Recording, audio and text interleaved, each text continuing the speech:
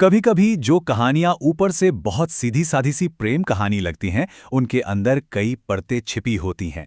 आज हम फिल्म जोड़ी की कहानी को परत दर परत खोलेंगे और देखेंगे कि कैसे एक सिंपल सी लव स्टोरी परिवारों के बीच सालों से चली आ रही दुश्मनी और एक खतरनाक अहंकार की लड़ाई में उलझकर रह जाती है। तो इस कहानी के सफर में हम सबसे पहले देखेंगे कि ये शुरू कैसे हुई, फिर उस 15 साल पुरानी रंजिश की तह तक जाएंगे जिसने सब कुछ बदल दिया। इसके बाद देखेंगे कि कैसे हीरो खुद को साबित करने के चक्कर में एक नया दुश्मन बना लेता है और ये सब कैसे एक ब्लैकमेल वाली शादी तक पहुंच जाता है। और आखिर में देखेंगे कि ये आखिरी बाजी कौन और कैसे जीतता है। तो चलिए कहानी की शुरुआत करते हैं हमारे दो मेन कैरेक्टर्स से। एक तरफ है कपिल और दूसरी तरफ कंचना। इनकी दुनियाएं अब टकराने वाली हैं और ये टक्कर, जैसा कि हम आगे देखेंगे, बिल्कुल भी मामूली नहीं होने वाली। देखिए, सतह पर तो सब कुछ कितना नॉर्मल लगता है। कपिल एक होनहार सॉफ्टवेयर इंजीनियर है, लेकिन उसकी जिंदगी पर उसके पिता कमलाकर की जुए की लत का एक गहरा साया है। और दूसरी तरफ है कंचना, एक सीधी सादी फ्रेंच टीचर जिसके चाचा राजू अपने दिल में सालों पुरानी नफरत की आग लिए बैठे हैं।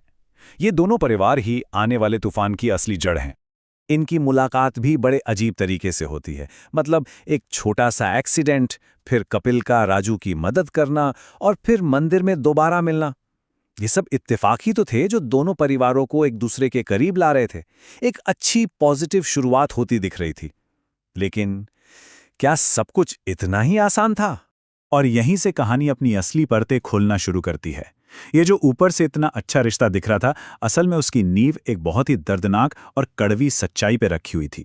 तो होता यह है कि जब कपिल कंचना से शादी की बात करने के लिए राजू से मिलने जाता है, तो सारी मीठी बातें वहीं खत्म हो जाती हैं और फिर खुलता है इतिहास का वो पन्ना जिसे सब भूलना चाहते थे।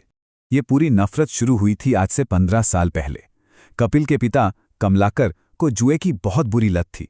उन्होंने अपने ही दोस्त श्रीनू, जो राजू के भाई थे, उनसे बहुत ज्यादा कर्ज ले लिया। जब वो कर्ज नहीं चुका पाए तो श्रीनू ने अपनी जान दे दी।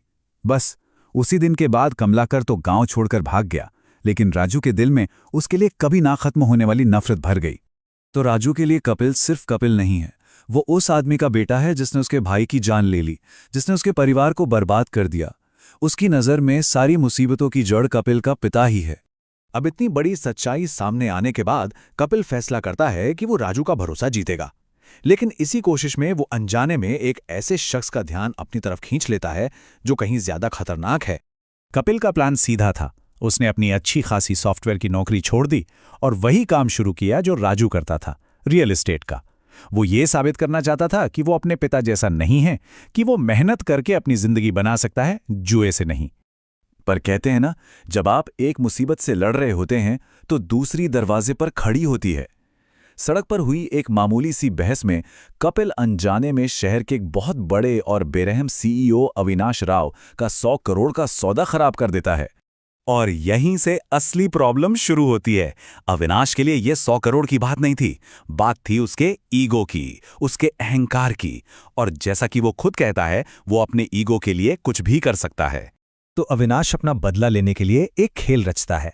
वो 50 प्लॉट खरीदने का नाटक करता है, कपिल का कीमती समय बर्बाद करता है और आखिर में सबके सामने उसकी बेइज्जती करता है, सिर्फ ये दिखाने के लिए कि पावर किसके पास है। लेकिन अविनाश सिर्फ बेइज्जती करके रुकने वालों में से नहीं था। वो और गहरी खुदाई करता है और उसे कपिल और कंचना के परिवारों के बीच की उस पुरानी दुश्मनी का पता चल जाता है। और यहीं से वो अपना सबसे शैतानी दांव चलता है। अविनाश को पता चलता है कि सालों पहले राजू के भाई श्रीनू ने अविनाश के पिता से कभी 500 रुपए का एक छोटा सा कर्ज लिया था, सिर्फ 500 रुपए। और अविनाश उसी 500 रुपए के कागज पर बस 2 जीरो और जोड़ देता है। 500 रुपए का वो मामूली कर्ज अब 50 लाख का एक भारी भरकम कर्ज बन चुका था। अब इस झूठे कर्ज को असली दिखाने के लिए उसे एक गवाह चाहिए था, और इसके लिए वो कपिल के पिता कमलाकर को ही फंसाता है। फ्री क्लब मेंबरशिप का झांसा देकर वो उनसे उस जाली कागज पर गवाह के तौर पर साइन करवा लेता है। बेचारे कमलाकर को पता भी नहीं चलता कि उसने अपने ही बेटे के खिलाफ एक साजिश में हिस्सा ले लिया है। और फिर अविनाश अपना आखिरी दांव खेलता है। वो 50 लाख का वो जाली दस्तावेज लेकर राजू के पास पहुंचता है और उसे धमकी देता है। शर्त सिर्फ एक थी, अगर अपने परिवार को बदनामी और मुकदमों से बचाना है तो कंचना की शादी उससे करवानी होगी। अब राजू पूरी तरह से फंस चुका था। तो अब आते हैं कहानी के क्लाइमैक्स पर। देखते हैं कि ब्लैकमेल और बदले का ये जो पूरा जाल बुना गया था वो आखिर में टूटता कैसे है। खेल अब कपिल के पाले में था। वो उस जाली दस्तावेज को लेकर सीधे अपने पिता के पास पहुंचता है। और शायद ये पहली बार था जब कमलाकर को सच में एहसास होता है कि उसकी सालों पुरानी जुए की लत का नतीजा आज कितना भयानक हो सकता है, कि कैसे वो उसके बेटे की पूरी जिंदगी बर्बाद करने वाली है। पर कपिल अविनाश की तरह धोखा नहीं देता। उसका हथियार ब्लैकमेल नहीं बल्कि सच्चाई थी।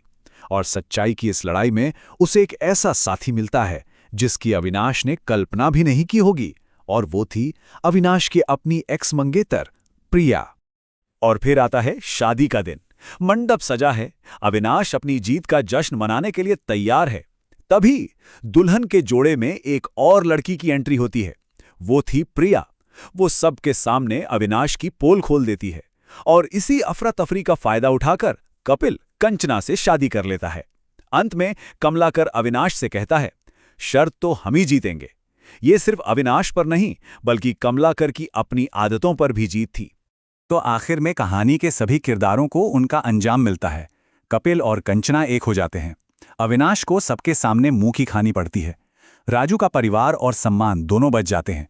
और सबसे बड़ी बात, कमलाकर को अपने बेटे की मदद करके अपने पुराने पापों से एक तरह की मुक्ति मिल जाती है।